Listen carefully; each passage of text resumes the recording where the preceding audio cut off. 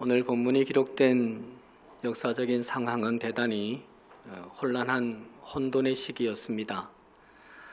아수르 제국이 망하면서 바벨론 제국이 발흥이 되었고 그 바벨론 제국이 하나님의 백성인 유다를 멸망시켰습니다. 예루살렘은 처참하게 짓밟혔습니다. 성전도 부서졌고 백성들은 황폐와 기근과 절망 속에서 허덕였습니다. 유다의 운명은 발뿌리에 채이는 돌멩이 같은 처량한 신세가 되고 말았습니다. 물론 그들은 자기들이 겪는 그 고통이 하나님을 등졌던 삶의 결과임을 뒤늦게 깨닫기는 합니다. 그런데 문제는 바벨론이었습니다. 우리보다 실컷 나쁜 짓을 하는데도 제국으로 번성해 나가는 겁니다. 그들의 지배를 받는 겁니다. 유다 백성들은 기가 막혔고 무력감에 빠질 수밖에 없었습니다. 유다 백성들의 눈에 하나님은 불공정했습니다. 그리고 무능하게 보였습니다. 이때 이사야가 분연히 일어나서 하나님의 마음을 이스라엘 백성들에게 전하기 시작합니다. 1절 말씀에 나는 시온의 의가 빛같이 예루살렘의 구원이 햇불같이 나타나도록 시온을 위하여 잠잠하지 아니하며 예루살렘을 위하여 쉬지 아니할 것인즉 칠흑같이 어두운 밤에 환한 햇불 하나가 타오르면 어디서든 멀리서도 그 불빛을 볼 수가 있습니다. 하나님은 유다를 그렇게 구원시켜 주겠다는 겁니다. 유다의 구원을 빛과 햇불처럼 빛나도록 어둠 가운데 빛나도록 잠잠하지 않으시고 쉬지 않으시겠다는 말씀을 해주십니다. 4절에서도 말합니다. 다시는 너를 버림받은 자라 부르지 아니하며 다시는 내 땅을 황무지라 부르지 아니하고 오직 너를 헵시바라 하며 내 땅을 뿔나라 하리니. 지금은 유다가 세상의 천덕꾸러기 신세로 소박되기고 버림받은 자이고 황무지라 불려지지만은 오직 헵시바가 되고 오직 뿔나가 되기까지 내가 쉬지 않겠다고 하십니다. 헵시바는 너는 나의 기쁨이라는 뜻이고 뿔나는 나와 결혼한 여인이라는 뜻입니다. 그러니까 유다가 하나님의 기쁨이요 또한 예루살렘이 하나님의 기쁨의 땅이 될 때까지 내가 쉬지 않겠다는 약속을 거듭하십니다. 그런데 사실 하나님은 유다 백성들을 그렇게 만들어 가기 위해서 지금까지 쉬지 않으셨습니다. 지금까지도 그렇게 일해 오셨습니다. 애굽의 지배 속에 있던 그들을 해방시켜 주셨고 땅 한 평 없는 그들을 가나안 땅으로 인도하셨습니다. 가나안의 주인 되게 하셨습니다. 근데 가나안을 선물 받은 이스라엘 백성들은 하나님을 경홀히 여기고 등집니다. 그래서 결국 이방 민족들에게 침략을 받게 되고 조공까지 바치게 되었습니다만 그럴 때마다 하나님은 12명의 구원자 사사들을 계속하여 보내서 유다의 억압을 구원해 주십니다. 그러나 백성들이 그 사사들에게 만족을 하지 못하고 왕을 구하게 됩니다. 그러자 하나님은 사울 왕을 시작으로 해서 42명의 왕까지 주셨습니다. 허나 백성들은 여전히 하나님의 말씀을 가볍게 여겼고 이방 신까지 섬깁니다. 세상적인 욕심과 탐욕이 끝이 없었습니다. 해서 하나님은 드디어 경고의 징계의 칼을 들어서 북이스라엘을 아수르 제국에 망하게 하십니다. 허나 남쪽 유다는 살려 놓으십니다. 왜요? 유다가 망하는 북이스라엘을 보고 깨닫고 하나님께로 돌아서게 하기 위해 기회와 시간을 주신 겁니다. 그리고 애타게 기다리십니다. 근데 유다는 계속해서 말씀을 버리고 욕망만 쫓아 살아갑니다. 결국 유다도 바벨론에게 잠시 70년을 망하게 할 수밖에 없다고 말씀하십니다. 하나님은 이스라엘 백성들이 가나안 땅에 들어가서 사는 그때부터 지금까지 900년 동안을 참고 기다리셨습니다. 그런 중에 하나님은 끊임없이 이스라엘을 위해서 쉬지 않으셨습니다. 그들의 구원을 위해서 잠잠히 손 놓고만 계시진 않으셨습니다.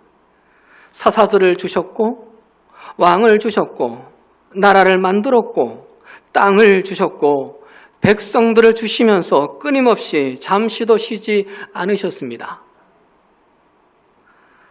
70년을 망하게 하신 것은 더 이상 당신의 자식들을 죄 가운데 방치할 수 없어서였습니다. 자식을 바로잡기 위해서는 어쩔 수 없이 매를 드는 그 아버지의 마음으로 70년을 징계하시는 거였습니다. 900년 동안을 참으시고 일하신 그 하나님에 비하면 70년은 잠시의 시간이며 당분간의 세월일 뿐입니다. 근데 백성들은 망한 현실만을 보고 하나님을 야속하다고 했습니다. 절망만 했습니다. 그러자 하나님은 애타는 마음으로 다시 약속을 하시는 것이 본문입니다. 내가 너희를 위해 잠잠하지 않겠다고, 내가 너희를 위해 쉬지 않겠다고 똑같은 말을 계속 반복하십니다. 너무 안 믿으니까, 너무 힘들어하니까. 그리고 하나님은 실제로 진짜 유다가 바벨론의 포로로 있는 그 70년 동안 유다의 구원을 위해서 잠시도 쉬지 않으셨습니다. 70년 동안 백성들을 돌보십니다. 포로가 되었으나 그들은 망하지 않았습니다. 포로가 되었으나 그들은 끝나지 않았습니다. 70년이 차는 BC 537년에 페르시아 제국의 왕 고레스의 마음을 갑자기 하나님이 바꾸십니다. 유다 백성들을 예루살렘으로 돌아가게 하는 칙령을 만들게 합니다. 그 누구도 예상하지 못한 고레스 왕의 법령이었습니다. 그리고 스룹바벨과 여호수아와 학개와 스가랴와 에스라와 느헤미야를 준비시키고 거기서 그들을 통하여 성전과 성벽을 다시 건축하게 만드셨습니다. 특히 성벽 세우는 일은 반역자로 여겼던 아닥사스다 왕의 그 고집스러운 마음도 바꾸셨습니다.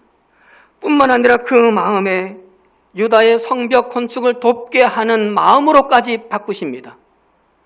갑자기 바뀌는 그 마음은 하나님이 일하신 거였습니다. 이렇듯 하나님은 쉬지 않으시는 그 열심으로 유다를 돌보고 계셨고, 그 잠잠치 않고 쉬지 않으신 하나님이 바로 저와 여러분의 하나님이십니다. 왜 바벨론에 망해야 하는가? 왜 하나님은 잔인하신 건가? 왜 하나님은 무정하시고 왜 하나님은 나한테 무심한 건가? 이렇게 끝까지 소리내어 보고 또 내가 생각해 보아도 이해가 되지 않았습니다마는, 도무지 납득이 되지 않았습니다마는 하나님은 나를 위해 쉼없이 움직이고 계셨던 거였습니다. 내가 다 이해 못해도, 내가 해석을 못해도 하나님은 나를 위해 쉼없이 섭리하시는 중이었습니다. 그래서 망했다고 끝난 게 아니었고, 그래서 힘들다고 끝난 게 아닌 것을 하나님이 증명시켜 주셨습니다. 설령 내가 죄를 지어서 마땅히 받을 징계를 내가 받은 거였지만은 그 뒷감당도 하나님이 하시고 계셨습니다. 해서 드디어 이스라엘 백성들이 그 후에 예루살렘 성전으로 올라갈 때마다 이 노래를 부릅니다. 이스라엘을 지키시는 이는 졸지도 아니하시고 주무시지도 아니하시리로다. 여러분도 마찬가지겠습니다. 저도 이런저런 풍상을 겪으면서 얻은 희망의 단초가 바로 이겁니다. 설령 내 잘못으로 생긴 일이지만 뒷감당도 하나님이 하신다는 것, 그게 제 소망의 끈입니다. 설령 내 실수로, 설령 내 무지함과 설령 내 무능함으로 벌어진 사건이고 일이지만은 나를 회복시키시고 세상에 나의 영광을 드러낼 때까지 쉬지 않으신 그 하나님이 내 아버지라는 것, 그것이 저의 포기하지 않는 이유입니다. 희망이 있어서 포기하는 것이 아니라, 포기하지 않는 것이 아니라 그 아버지가 계셔서 포기하지 않는 겁니다. 그래서 때로는 다 이해를 못해도, 때로는 다 내가 해석을 못해도, 이 상황 내가 다 납득은 할 수 없어도 계속 걸을 수 있는 것이 제가 걷는 신앙의 길이요, 제가 걷는 목회의 길입니다. 하나님의 침묵이 이해가 되지 않아도, 하나님의 무심함과 하나님의 그 침묵이 서운하고 야속해도 하나님은 나를 위해 섭리하고 계심을 믿기에 저나 여러분이나 지금도 이 길을 걷고 있는 줄로 믿습니다. 저는 성경 66권 중에서 개인적으로 가장 고마운 책이 있습니다. 이 책이 없었으면 큰일 날 뻔했다는 책이 하나 있습니다. 여러분도 마찬가지일지 모르겠습니다. 욥기입니다. 이런 게 다 성경으로 있을까? 너무너무 고맙습니다. 다양한 은혜를 줍니다. 욥이 자식 10남매를 다 잃어버렸습니다. 재산을 다 잃습니다. 아내가 저주를 퍼붓습니다. 몸에 병이 들어 견딜 수 없어 잿더미에 앉아 귀앗장으로 자신의 몸을 긁어댑니다. 피가 나도록 긁어댑니다. 아픈 줄도 모르겠습니다. 어디를 둘러봐도 하나님은 없었습니다. 어디를 둘러봐도 그 하나님, 좋으신 하나님, 사랑의 하나님은 내 하나님은 아니었습니다. 욥에게는 당연했습니다. 그렇게 의로운 사람이라고 칭찬하시더니 사탄이 제멋대로 주무르도록 두신 것이 도무지 이해가 되지 않습니다. 욥은 그렇다 치고 10남매의 자식들이 죽은 것은 너무나 억울한 일입니다. 아무리 그래도 정말 하나님은 욥에게 너무하셨습니다. 아무리 그래도 하나님은 욥에게 잔인하셨습니다. 욥이 얼마나 힘들었으면 차라리 숨이 막히는 것과 죽는 것을 택하리이다라고 하나님께 울부짖었겠습니까? 하나님, 나 죽는 게 낫습니다라고 하나님 앞에서 부르짖었겠습니까? 이때 하나님이 나타나셨습니다. 그리고는 하나님이 욥에게 77가지 질문을 하시면서 네가 아느냐? 네가 아느냐? 다그치십니다. 욥을 위로할 줄 알았는데, 욥을 보듬어 줄 줄 알았는데 오셔서는 질문하시고 다그치십니다. 천지가 창조될 때 그 모습을 네가 아느냐? 바다에 길이 있는 것을 네가 아느냐? 사막에 길이 있는 것을 네가 아느냐? 이와 같은 77가지 질문을 쉼없이 쏟으시면서 욥에게 답해보라고 말할 때 욥은 하나도 답을 못합니다. 내가 하나님을 잘 안다고 생각했는데, 내가 판단하는 그 하나님이 맞다고 생각했는데 도무지 답을 할 수 없었습니다. 욥은 그동안 자기의 실존, 자기의 현실에만 급급했던 겁니다. 내 문제에만, 내 현실에만 답해 주기를 기다렸던 겁니다. 해서 내 현실의 문제에만 답해 줘야지, 내 현실의 문제를 풀어줘야지만은 하나님이 살아계시는 거였고 그 하나님이 좋으신 하나님이었던 겁니다. 근데 하나님은 욥의 그 현실을 넘어섰습니다. 욥의 그 실존을 뛰어넘는 질문을 하시고 욥의 실존을 뛰어넘는 일들을 하고 계셨습니다. 욥이 생각할 수 없는 욥의 현실을 초월하는 그 일들을 하나님이 여전히 움직이며 일하시고 계셨던 거였습니다. 욥은 이해할 수는 없었습니다마는 하나님은 당신의 계획대로 쉬지 않으셨습니다. 욥은 드디어 깨닫습니다. 내가 하나님을 다 이해 못해도, 하나님 하시는 일을 내가 다 납득할 수는 없어도 믿어야 하는구나. 믿는 길밖에 없구나. 나를 온통 맡기기를 원하시는 거구나. 그리고 겨우 욥은 이 대답 하나 합니다. 벗어서 나는 비쳐나오니 무엇이라 주께 대답하리이까? 손으로 내 입을 가릴 뿐이로소이다. 더 이상 내가 하나님을 판단하려고 하지 않겠습니다. 하나님, 내가 내 입을 가리겠습니다. 그리고 하나님만을 내가 바라보며 내 삶의 온통 모든 것을 당신 앞에 맡기기만 하겠습니다. 판단은 하지 않겠습니다. 이 말만 하고 그칩니다. 그러자 하나님 그 욥의 말을 들으시고 욥에게 회복의 손길을 뻗치기 시작하십니다. 욥을 위로하는 말씀도 주십니다. 너무하셨습니다. 그 너무하셨던 그 하나님의 손길이 이제는 욥에게 너무너무 큰 갑절의 복으로 보상해 주셨습니다. 여러분, 우리가 욥과 같은 일을 당할 수 있습니다. 각자의 편차는 있을 수 있으나 각자의 느끼는 무거움은 다를 수 있으나 우리는 그와 같은 일을 당하고 살아갑니다. 그래도 믿어야 할 것은 그럼에도 하나님은 역사하신다. 그럼에도 하나님은 섭리하신다. 그래도 하나님은 나를 외시지 않으신다. 구약의 마지막 책이 말라기이고 신약의 첫 책이 마태복음이죠. 말라기에서 마태복음을 넘어가는 일에는 단 1초도 안 걸립니다. 그러나 그 단 1초도 안 걸리는 그 사이에 400년의 시간이 담겨져 있습니다. 400년의 세월이 숨겨져 있습니다. 하나님께서 아브라함으로부터 시작해서 1600년 동안을 이스라엘 백성들을 때로는 안고 때로는 업고 때로는 붙잡고 눈물을 흘리시면서 사랑해 오셨습니다. 그래서 이제 구약을 마치는 그 말라기 마지막에 하나님은 당신의 백성들에게 말씀하십니다. 구약을 정리하려고 이렇게 말씀하셨죠. 내가 너희를 사랑하였노라. 이때 이스라엘 백성들은 이렇게 대꾸하죠. 주께서 어떻게 우리를 사랑하셨나이까?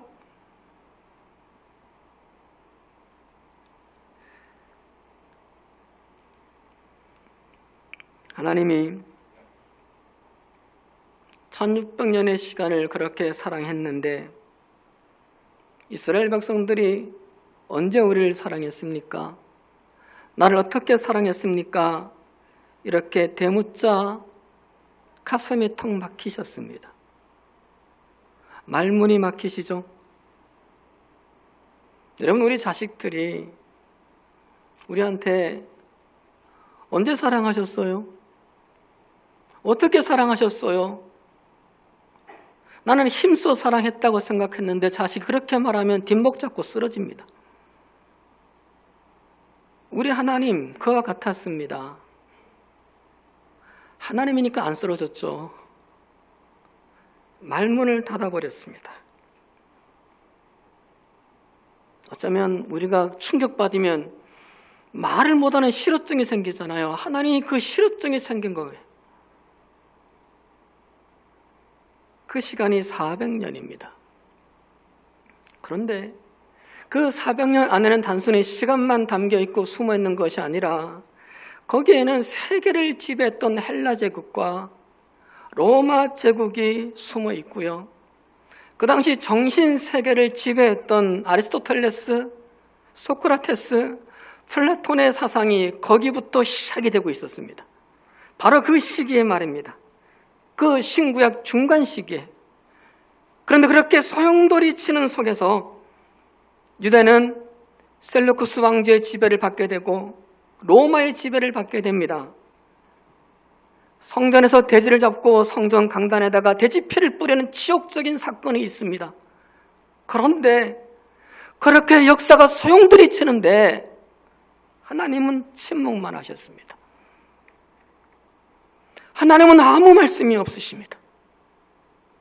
하나님이 살아계십니까? 하나님은 좋으신 분이 맞습니까?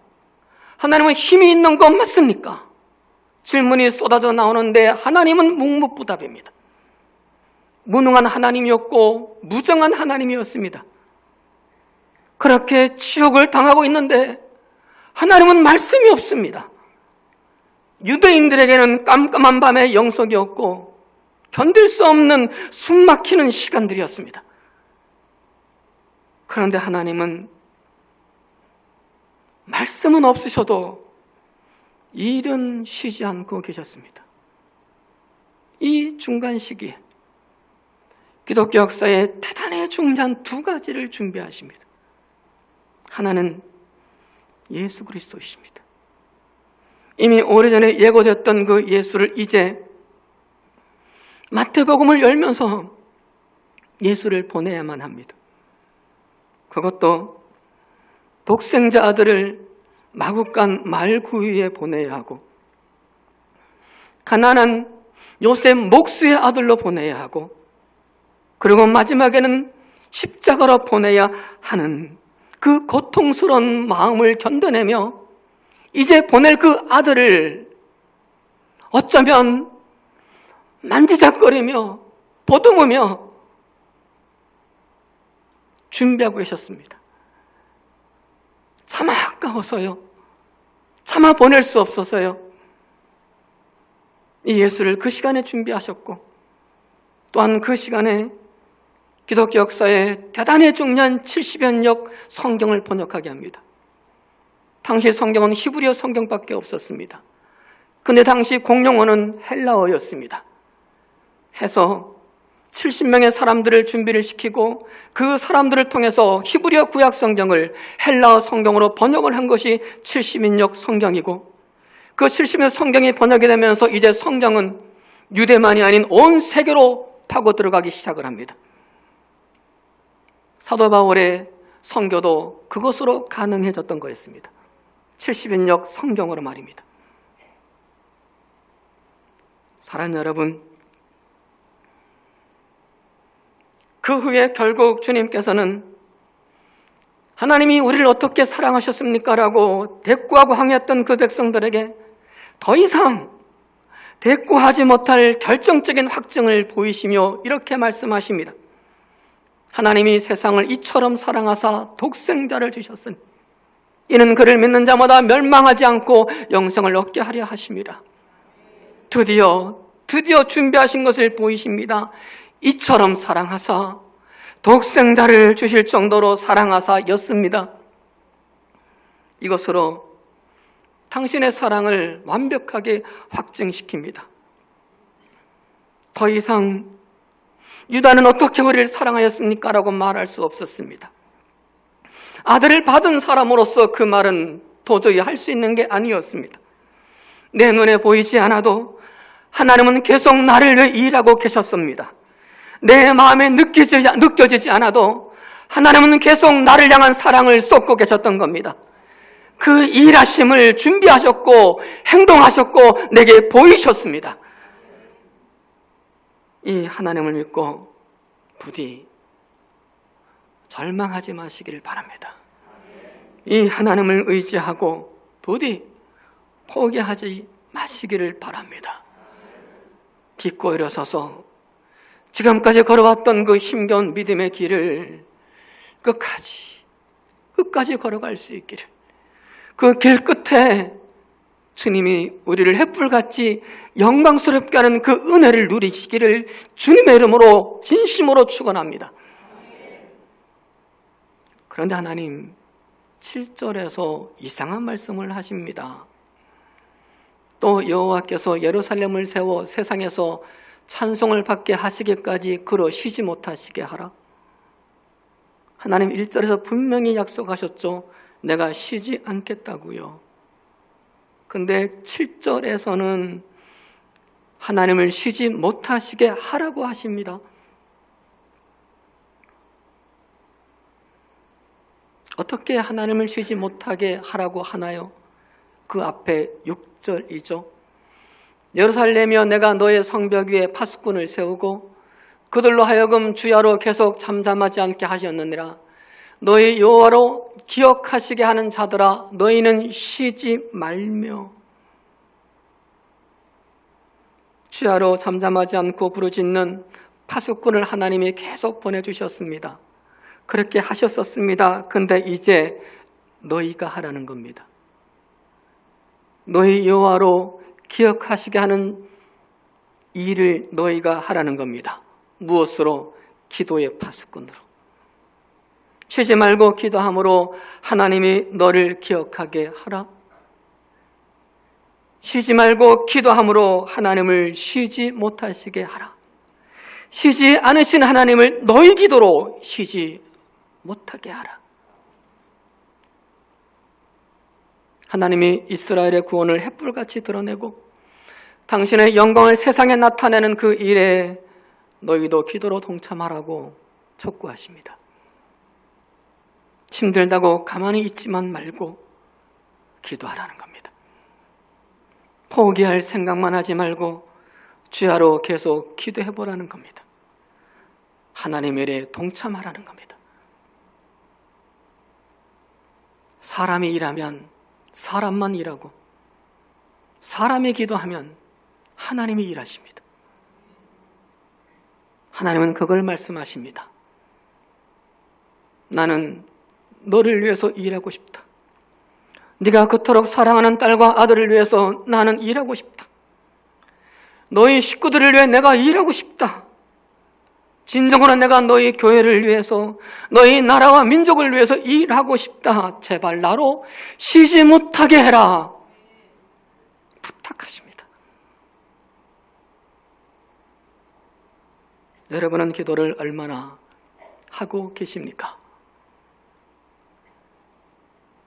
인터넷과 핸드폰과 TV를 보면서 시간 보내는 그 시간들에 비해서 하나님 앞에 기도하는 그 시간이 너무 초라하지는 않으십니까?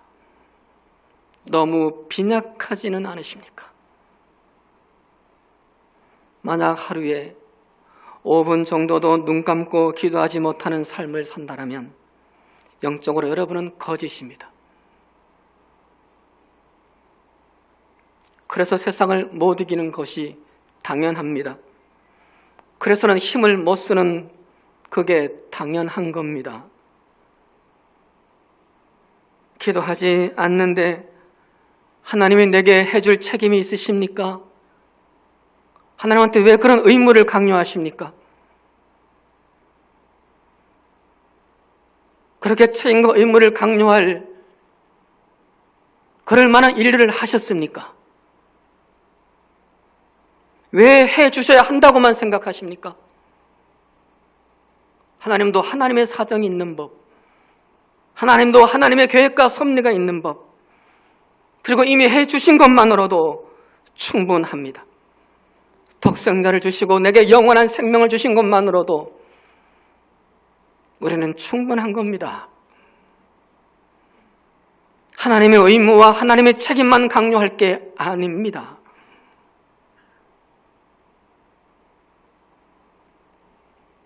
냉장고를 부탁해라는 TV 프로그램이 있더라고요. 냉장고를 아예 갖고 오더라고요. 그리고 냉장고 속에 아무리 허름하고 아무리 값싸고 오래된 재료가 있더라도 문을 딱 열면 셰프에 의해서 맛있는 음식이 놀랍게 만들어집니다. 근데 냉장고 속이 추하다고, 별것 없다고, 부끄럽다고 그 문을 열지 않으면 셰프가 옆에 있어도, 아무리 대단한 셰프들이 있어도 요리는 되지 않습니다. 우리가 혹 하나님 앞에서 내 기도의 문을 열지 않고 냉장고 문을 열지 못하는 이런저런 사유가 있든, 내가 기도의 문을 열지 못하는 이런저런 사유들 때문에 기도의 문을 열지 않고 만나는 인생만을 기다리고 있지는 않으십니까? 하나님은 분명히 우리 인생의 특급 셰프입니다. 근데 내가 하나님께 마음을 열지 않고 기도의 문을 열지 않고 세상 살만 나지 않는다라고, 만나는 일이 내게 없다라고 불평만 하고 계시지는 않으십니까? 기도의 문을 열어드립시다. 우리 인생의 특급 셰프 되시는 그 하나님께 내 마음을 열어드립시다. 그래서 쓴 인생이 만나는 인생, 그리고 몸이 건조한 그 인생이 행복한 인생으로 변화되어지기를 주의 이름으로 축원합니다. 저는 오늘 본문 6절과 7절의 말씀을 읽을 때마다 사실 가슴이 뜁니다. 야, 믿는다는 게 이런 거구나. 믿음의 사람이라는 게 이러는 거구나.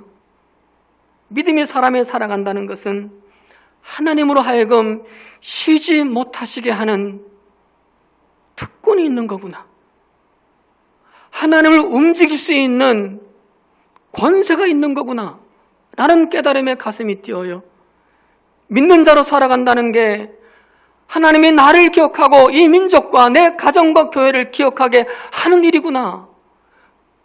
그게 내게 있는 거구나라는 깨달음에 가슴이 뛴다는 겁니다. 같이 뛸 수 있길 바랍니다. 생각하면 할수록 참으로 영광스러운 소명이지 않습니까? 하나님으로 하여금 내 가족을 기억하게 하고 교회와 이 나라와 이 백성을 기억하게 하는 파수꾼으로 사는 것이 얼마나 영광스럽습니까? 하나님으로 하여금 내 가족과 내 성도와 이 나라와 이 민족을 포기하지 못하게 하는 그 사람, 내 가족과 내 나라를 위해 쉬지 못하게 하는 그 사람으로 사는 것이 얼마나 영광스럽습니까? 그게 가능하다는 것이 얼마나 놀랍습니까? 아브라함이 그랬습니다. 하나님이 소돔과 고모라를 멸망시키기로 이미 작정하셨습니다. 근데 하나님 아브라함의 계속되는 부르짖음을 들으시고 의인 10명만 있어도 소돔성을 멸망시키지 않겠다는 약속을 해줍니다. 그런데 거기는 의인 10명도 없었습니다. 근데 아브라함을 보시고 조카 롯을 건져내고 그의 가족을 살립니다. 하나님이 롯을 기억하게 하셨고 살려내게 했죠. 아브라함의 기도로 말입니다. 모세도 마찬가지였죠. 우상을 섬기던 이스라엘 백성들을 하나님께서 이제 모두를 다 멸망시키려고 하십니다. 이때 모세가 하나님께 기도로 부르짖죠. 진노하시는 하나님의 팔을 부여잡고 하나님, 이스라엘이 당신의 백성 아닙니까? 하나님이 이스라엘을 기억하시게 만듭니다. 그리고 기억과 하나님께서 그 드신 진노의 칼을 거두게 하십니다. 사랑하는 여러분, 하나님은 우리가 우리 가정과 우리 직장과 우리 교회와 우리 나라와 우리 민족의 이런 파수꾼이 되기를 원하셔서 우리를 부르신 것입니다. 아브라함과 모세처럼 외람되지만은 하나님이 지켜던 팔을 막아서는 그런 기도자가 되기를 원하시고 계십니다. 하나님을 쉬지 못하시도록 만드는 파수꾼이 되기를 원하십니다. 참으로 역사적으로 힘들고 소용돌이치는 이 내일 일을 모르는 안개 전국의 이 정치세계, 이 세계 경제세계에서 우리가 지금 그런 파수꾼 역할을 감당해야 할 때가 아니겠습니까? 칼바람 부는 그런 성벽 위에서도 굳건히 서서 밤이나 낮이나 시간되어 깨어 있어서 하나님이 우리를, 이 민족을 기억하시도록 상기시키는 사람이 되기를 원하십니다. 피곤해 지쳐 쓰러져 있기만 하는 것이 아니라 편안함을 구하며 사는 그런 안일한 삶만을 사는 것이 아니라 진정 내 가정의 파수꾼으로, 이 한국교회의 파수꾼으로, 이 나라 민족의 파수꾼으로 살기를 원하시는 하나님의 애절한 이 시기의 소리를 우린 들어야 합니다. 그러게 성도는 최소한 가정의 파수꾼이 되고 더 나아가 교회의 파수꾼이 되고 교회는 민족을 위한 파수꾼이 되는 꿈을 사명으로 품고 살아야 합니다. 교회를 오래 다니면 다닐수록, 직분이 있으면 있을수록, 목사이면 목사일수록 그 파수꾼의 사명은 무거운 줄 아셔야 합니다. 주님은 그래서 우리에게 너희는 세상의 소금이요 세상의 빛이라 하셨습니다. 그렇다면 내가 태어날 때의 세상보다 내가 떠날 때의 세상이 더 밝아져야 하고 더 아름다워져 있어야 합니다. 내 가정에 내가 태어나서 내 집이 더 화목하고 행복해져야 하고 내 교회에 내가 다녀서 더 아름다워져야 합니다. 저도 그리고 여러분도 내가 있기에 조금이라도 따뜻한 세상이 이루어지고 내가 그곳에 있기에 절망에 빠진 이들이 희망을 얻게 되고 내가 있기에 슬픔의 벼랑 끝에 서 있던 사람이 다시 살아갈 용기를 얻는 그런 삶을 살게 하는 우리가 되어야 합니다. 우리는 그 일을 위해 부름받은 겁니다. 한 사람을 위해서라도 기도해 봅시다. 가족 말고요. 한 사람이라도 그를 위해 사랑해 봅시다. 가족 말고요. 한 사람을 위해서라도 기댈 언덕과 설당이 되어 봅시다. 자식들 말고요. 그래서 쉬지 않고 일하시는 하나님의 동역자가 돼서 오늘 3절에 나오는 그 말씀처럼 우리 모두가 하나님의 손에 아름다운 왕관들이 다 될 수 있기를 주님의 이름으로 간절히 축원합니다. 하나님의 멋진 동역자로 사는 그런 인생이 될 수 있기를 주의 이름으로 축복합니다. 말씀을 마칩니다. 예전에 있던 교회에서 2주간 태국 선교를 했던 적이 있습니다. 그런데 김포공항에 천둥번개가 치고 장대 같은 굵은 소낙비가 내리는 겁니다. 출국을 해야 하는데 비행기가 뜰 수 있을까 걱정했는데 비행기는 예정대로 이륙을 했습니다. 그리고 이륙을 하고 나서 신기한 것을 봤습니다. 구름을 뚫고 올라가니 찬란한 빛이 들어오는 겁니다. 굵은 소낙비 없었습니다. 천둥번개도 없었습니다. 다른 세상이었습니다. 여러분, 우리 인생에 잔뜩 먹구름이 끼어있고 칠흑같이 어둡고 두렵기만 할 수 있습니다. 천둥번개도 치는 소리에 놀라 넘어지기도 합니다. 굵은 소낙비는 피할 수도 없어 그와 같은 힘든 일들로 고통스러워하기도 합니다. 그러나 그것만 보고 탄식만 하지 맙시다. 절망만 하지 맙시다. 그럴수록 우리의 눈을 하늘 높이 좀 더 올려봅시다. 예배를 통해, 말씀을 통해, 찬양을 통해, 기도를 통해 우리의 마음을 하나님께로 더 높이 올려봅시다. 그러면 구름 뒤에서 일하시는 하나님을 만날 수 있을 겁니다.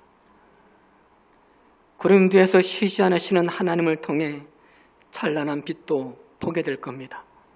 사랑하는 여러분, 우리 모두 그런 삶을 살아갈 수 있기를 축복합니다. 그리고 그 빛을 보기 위해 쉬지 않으시는 하나님을 신뢰하고 더욱더 꿋꿋이 소망의 삶을 살아내시고 또한 더불어 쉬지 않는 기도로 하나님을 쉬지 않게 하는 하나님의 동역자로 사는 그 영광이 우리 모두의 면류관 되기를 주의 이름으로 축복합니다. 기도하십니다.